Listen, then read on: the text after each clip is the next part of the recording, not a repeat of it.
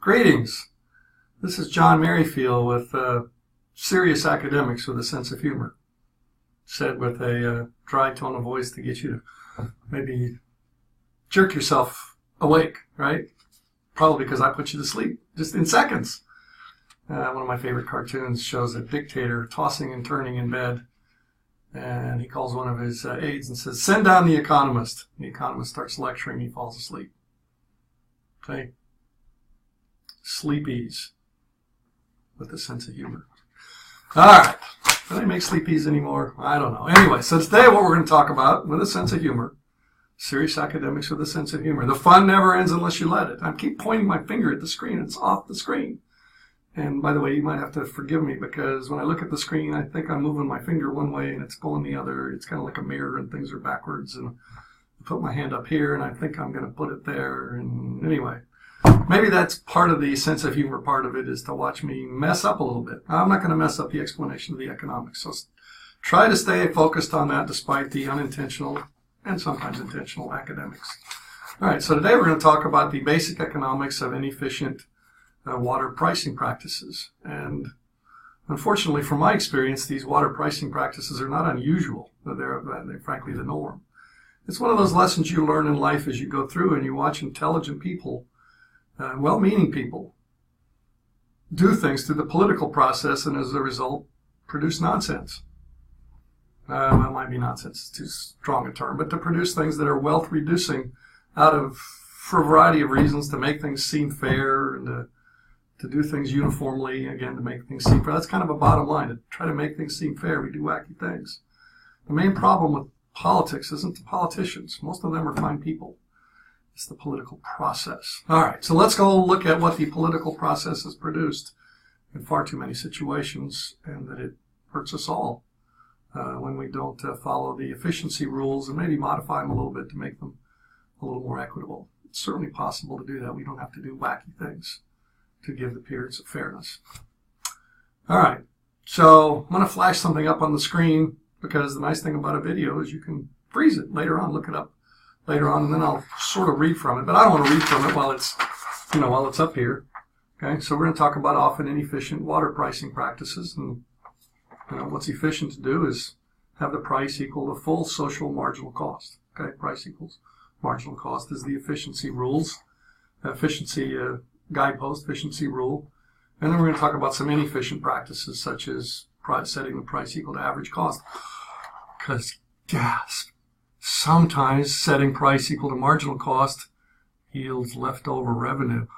We can't do that, especially for water. That's a necessity. That's a need. Forgive the sarcasm. But you see, a lot of people believe that nonsense. What, you think, what's nonsense about water being a need? Yeah, it's a need about that much compared to, oops, I'm off the screen. Anyway, compared to that much that we have. I mean, the average water consumption in most places is hundreds of gallons, or 100 gallons per person per day. That's not a need. A gallon or two, maybe, okay, depending on exactly how you use it and, the circumstances. Okay, so what we are talking about at the margin, way past the margin for most things, is how much water do you want? And when you want more, that takes away resources from producing other things. And if you price water in a way that sends out the wrong signal about its scarcity, then we over or under consume it and make ourselves worse off. But, because people buy this notion of water being a necessity at the level that we have it, that's the part that's the nonsense. It's not a necessity to have 100 gallons per person per day. Okay? But since 1 or 2 gallons it's, whoa, those are water needs. We better meet those at all costs. They're just going to spend money like drunken sailors, they being our fearless leaders. Oh, excuse me, I didn't mean to insult the drunken sailors. Ronald Reagan said that one time. What do I mean now about that? Well, you see, drunken sailors are at least spending their own money. Okay? When the public authorities are building water projects, they're spending your money. Okay, and they're going to spend every last penny of your money that it takes to meet your water need for 100 or 200 gallons per person per day. Gasp, that can be expensive. Yeah, that can take resources from other things. But again, we have our, the back side of the sheet. We have our efficiency versus inefficiency norms. Also, you see at the bottom there, sometimes water isn't metered for reasons sometimes good or bad. You'll see quickly, hopefully see quickly from our graphs, why it ought to be metered. If you have a flat fee for water, what you're sending out as a signal to water users is it's free. Even if the flat fee is high, there's no additional cost between the amount you're going to be billed no matter what to use additional water. So it feels free and it'll be used accordingly. And unless you live in an area of abundant water, it's going to be really expensive to send out a signal that water's free and how much water you're going to have. So when the tap turns, turn it the right way, and when it turns, something comes out, which is an essential. All right. So I'm going to start off with graphs that we're used to seeing. Okay, and I'm going to start off illustrating this thing about how efficient pricing can yield leftover revenue in the business sector. That's the objective. It's called profit, right? Which can be used to pay employees and expand the business, or or motivate people to keep doing that and do more of it. But in the public sector, that's a no-no. To have money left over from selling water and to use that to fund city operations instead of taxing. Can you imagine that? Wouldn't it be nice to have some leftover revenue from selling things efficiently so that we wouldn't have to tax things as much? Well, anyway. All right. So in some circumstances, P is equal to MC yields that excess revenue, right? That can be used for funding other things. Or we could use a two-tier pricing structure, which I'll explain shortly, to make sure there isn't any money left over, but make sure that everybody still gets the right signal, namely what the true social marginal cost of water is. Okay, so and then the other possibility is that if you set price equal to marginal cost, you'd be operating at a loss, and that is a no-no. Now, we shouldn't subsidize water use by finding revenue from other places, but it's not hard to fix. In fact, most water bills that I've ever paid and heard about have a meter fee, an access fee. You just pay it per month. You can use that meter fee in addition to setting price equal to marginal cost to make sure that you don't operate at a loss. So it's not a big deal, but sometimes it's made into a big deal by setting the price equal to average cost so as to break even, right? Price equals average cost means no net revenue, no loss, covering all the bills, all the opportunity costs. Okay, so that familiar looking graph is the one where everything is nice and straight and the curves are smooth and all of that. And if demand is at level, I'll turn it around here again, D0, okay, we've got to have that meter fee or access fee, otherwise we're losing money. You see, if we look over here at this point, let me label it, call it point A.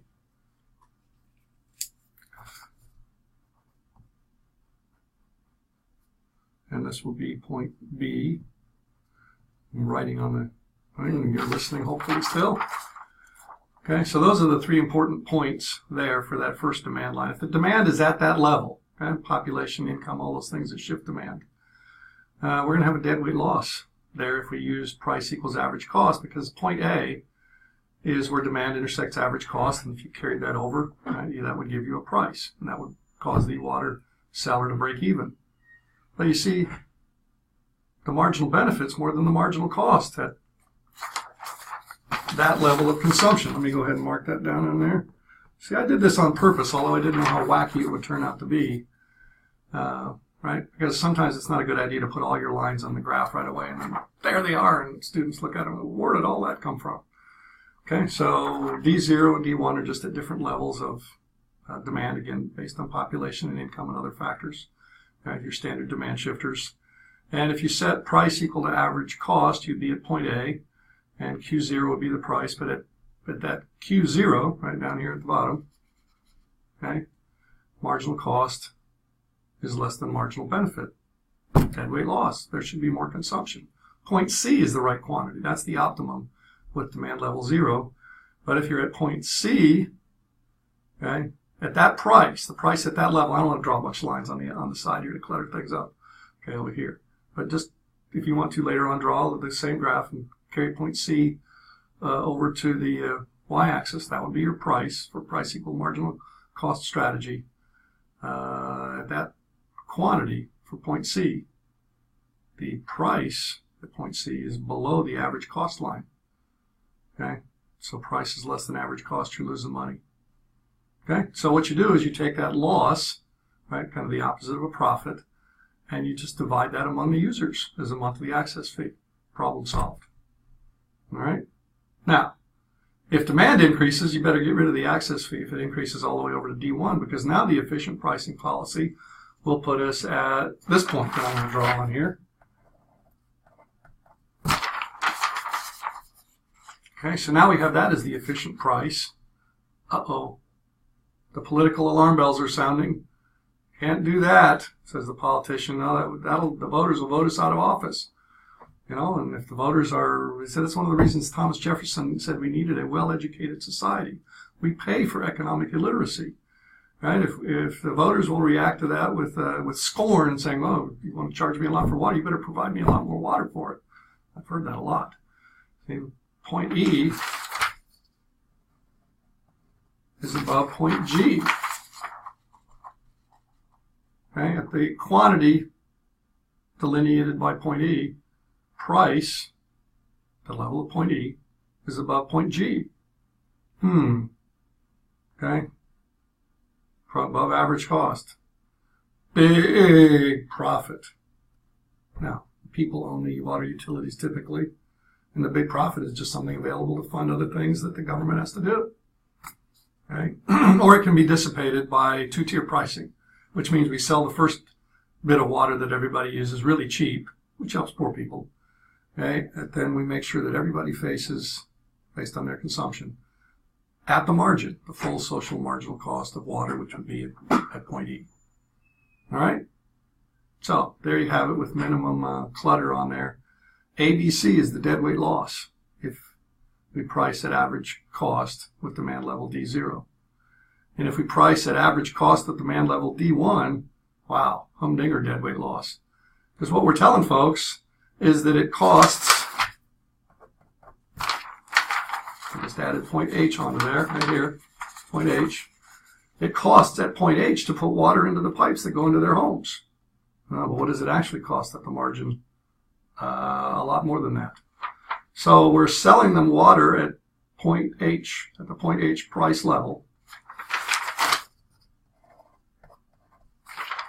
And the marginal cost is way up here at point J, right? At the quantity indicated by point H, the result of pricing at average cost. Okay? The price will be way below the marginal cost. Just to use some numbers, you'd be putting water into folks' home that costs, say, $200 an acre foot to acquire, and you're going to sell it to them for $80, for example.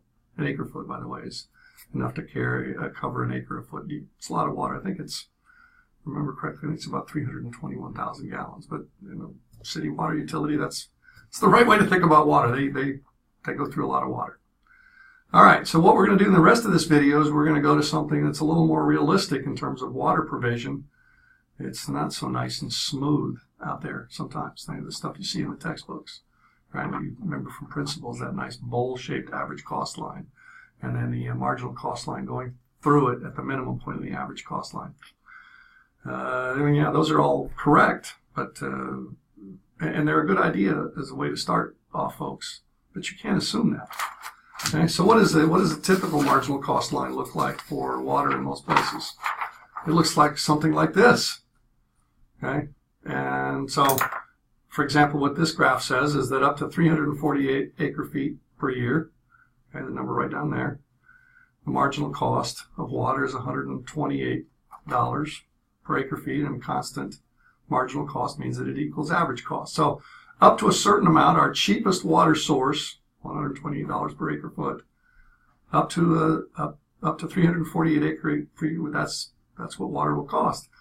If we want to consume more than 348 acre feet per year, we're going to have to jump up to our next most expensive source of water, okay, which would cost $288. And for most water utilities, you know, it's a staircase. It just keeps going up and up and up. We don't need to deal with more than two to make our point. And then what happens is the average cost looks something like this as we start to blend the cheap water, the 348 acre feet of cheap water, with the more expensive water. All right, so up to demand level D0, No economic problem, no political problem, nothing. We sell water at $128 per acre foot, and up to where D0 is, we're at point E. We use all the water we have from our cheap water source. Quantity supplied equals quantity demanded at 348. No profit. Whoa, lucked out there. Remember, that's embarrassing to make a profit in the public sector. We can't be selling things to the public, even if the economists tell us that it's at an efficient price, efficiency maximizing price, for more than the bare minimum amount that it actually costs to provide it. Okay, then what happens if demand starts to increase past D0? For example, what happens, just consider for a moment, what happens if it goes through point A? We'd have to charge $248 per acre foot to limit the demand to the 348 acre feet we have available. See, that's where the political problem starts to come in. It says, you're charging me $248 for water now. It used to be $128, and you're not providing me any additional water. What on earth is going on here? And then the water utility person says, well, the economists tell us that it's not yet worth paying $288 per acre foot for water. You know, when $248 will limit us to the water we already have, it's not worth paying $288. It's not worth the new water we could add to our water supply until it will take at least $288 to ration out what's available. You think that'll work in a 30-second or 60-second soundbite in a political campaign or even at a public hearing? I don't know. Anyway, sympathize with the politicians a little bit, but be determined that more members of society will be better educated so that questions like that aren't proposed and answers like that not provided, typically dodged, because a lot of people wouldn't get it. Okay, so if demand then hits level D1, still, it's not yet time to have that new water source online. Now, admittedly, if we project increasing demand and it takes a while to bring on a new source of water, we'd start pouring the concrete and whatever it is for the new water project to provide this water before we get to level D1. But we'll neglect the issue of time to build it. All the way up to level D1, it doesn't make sense to have any more than the 348 acre feet of water. But anything past D0, we're going to have to charge more for the water to ration out what's available than it actually costs to put the water into the customers' homes. Now, notice what happens if we succumb to the political pressure to provide additional water, to not have that profit, and when demand increases past where we just charge what the water actually costs to ration out what's available. Well, look at point H on the graph right there. If we use average cost pricing, and if we blend the expensive water with the cheap water, okay, it's going to take a price of $177, so that the amount demanded, 500, okay, down here, go down from point H, 500, is the amount supplied without the utility losing money. Okay, so by the way, where does that AC line come from? It's something you ought to practice as a budding young, at least water economist to be. It comes from having 348 acre feet of water at $128 each. Okay, plus, we see 348 up to 500. That's another 152 acre feet a year at $288 each. See, so if you take 152 times 500. Okay, 152, 500 minus 348, 152 times 288, and you add that to 348 times 120. I'll show the calculation on the slide in a minute. I just want to do the intuition of it here. Okay, and you divide that then by the 500, you'll get 177. Okay, so a price of 177 will balance the books for the water utility selling 340 or producing 348 acre feet at $128, and another 152 acre feet a year at a cost of $288. Now, if you look at the graph closely, you have to look at it closely now because you're probably not used to a graph like this. You're used to the one, the one with all the smooth lines on it. All right, what you'll end up there with that policy of price equals average cost is a deadweight loss, right? At point H, you're selling water at $177 each, when what it costs to put into the pipe is $288 each. Doesn't make sense. That's like a store ordering up stuff to put on the shelves for $100 when it costs them $150 to order it. Now, the answer would be, if the equivalent for the water utility, well, that's all right. We've got other stuff. We're making money on that. Okay, and we're going to take the money made off of the cheap water and offset the loss from providing the more expensive water. Yeah, the books do balance.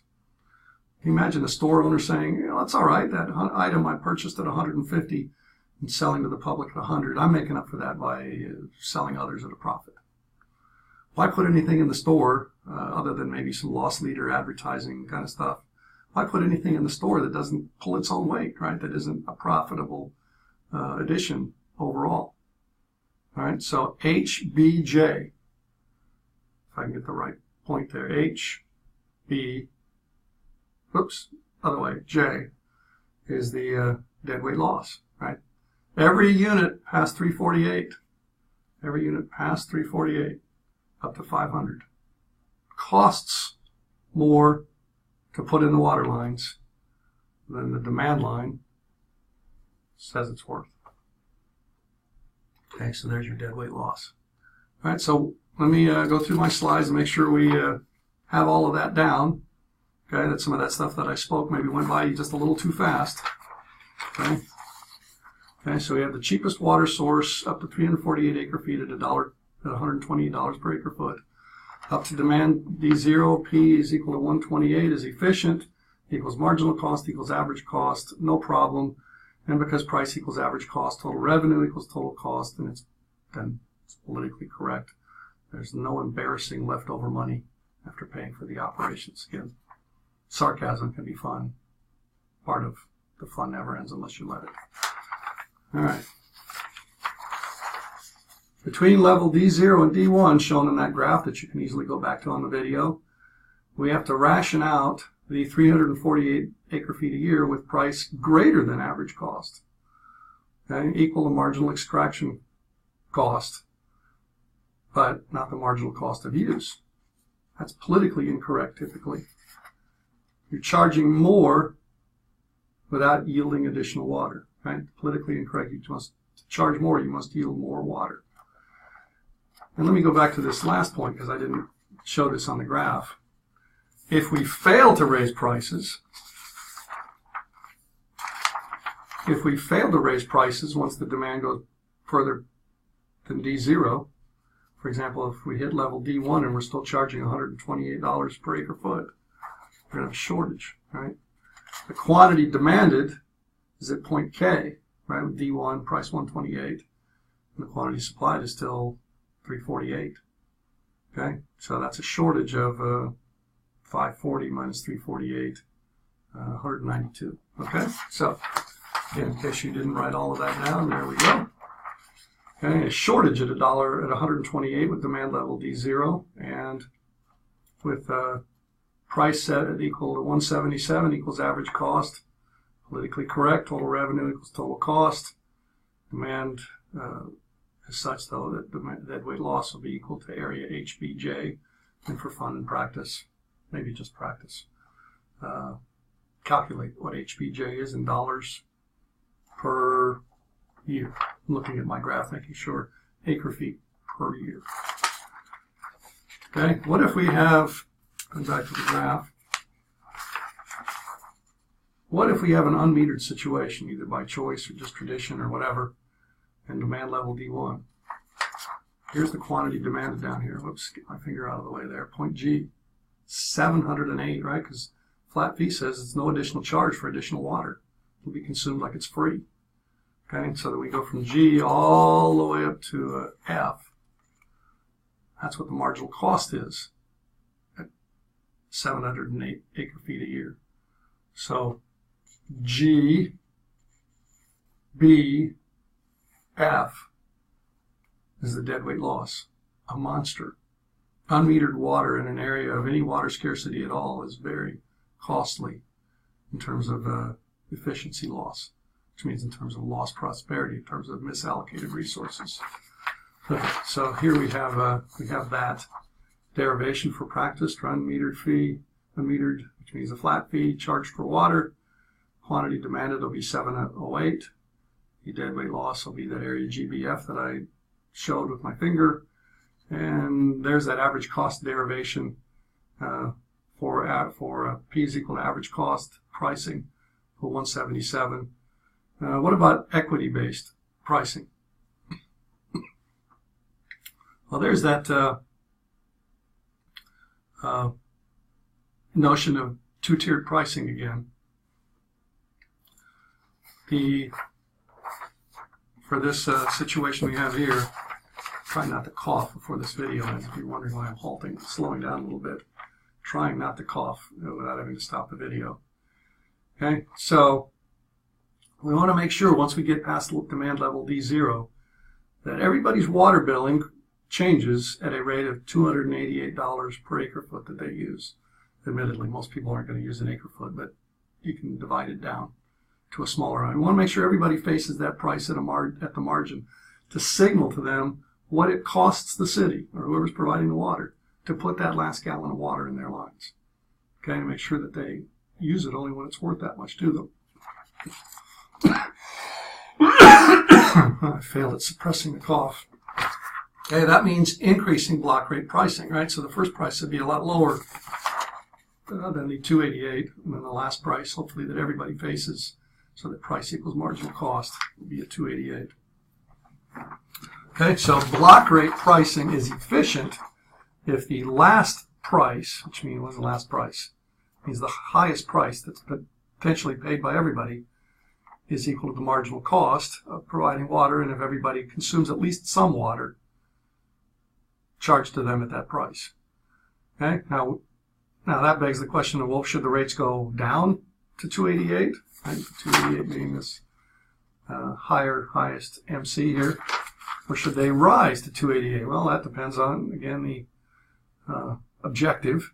Increasing block rate is revenue minimizing, right? So that means we can use a lower price before the 288 as a way to make sure we don't have excess revenue or keep the excess revenue down to something that's politically tolerable. Or we can soak people, pun intended, with decreasing block rate pricing, which means we're going to charge a lot for that water they need to drink. And a little bit less for the water they almost need for cooking and cleaning and including themselves. And yeah, definitely they need that, I think. You know, those spillover costs of stinky people walking around. And then finally, you know, we come down to that last price. That would be the 288. So if it's a private water purveyor and they're a monopoly and not well regulated, they'll probably use decreasing block rate pricing to maximize their profit. But probably it's not a public utility, probably a private utility. Probably it's public. And so more than likely they'll have increasing block rate pricing.